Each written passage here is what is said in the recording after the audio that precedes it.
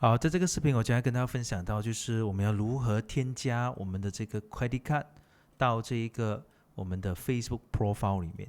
那么当然，除了 credit card 以外呢，我们也可以把我们的 PayPal account 呢添加进去的。那其实把我们的 credit card 跟这个 PayPal account 放进去的目的，其实是有以下，除了这三个以外，当然还有别的。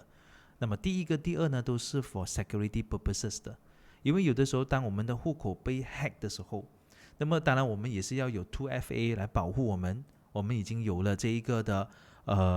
我们的identity card 的这个的名字来保护我们 for verify。那么第三个的 verify 呢，就是在这个 credit card 的部分以及 PayPal 的这个部分。那当然，除了在 security purposes 以外呢，那我们还是可以把这个 credit card 放进去之后，我们是可以在 online 买东西。可是这个时候呢，你别担心，因为在这里呢，通常呢我们在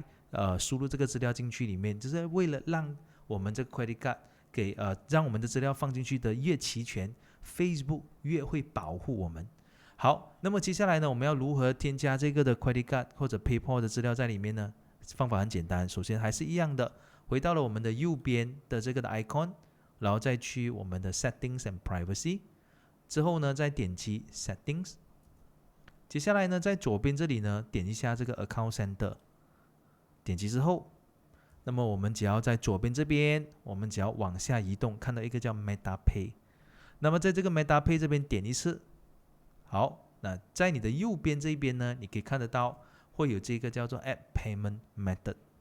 那如果假设今天你有是做直播的时候呢，那会有人打赏你的话，你会得到这个 Facebook Star。那么在这个 Facebook Star 这边呢，是可以把它转换成钱，然后这个钱呢就会进入到你的这个的 Payment Method 这边，就是你的 Credit Card 里面，就是说 Facebook 会付你钱的意思这样子。好，那么除了这个方式以外，也是刚刚 for security 跟购买东西。那么我们接下来呢，就是点一下 Add Payment Method。那接下来这边会有两个选项，你只要选择你合适的这个或者你喜欢的方式。那我比较建议大家放 credit card 进去或者 debit， 点一下，然后呢就把你的资料放进去里面，之后呢按一下 save 或者跟着它的步骤就完成了。好，那今天的这个分享就到这里为止，谢谢大家。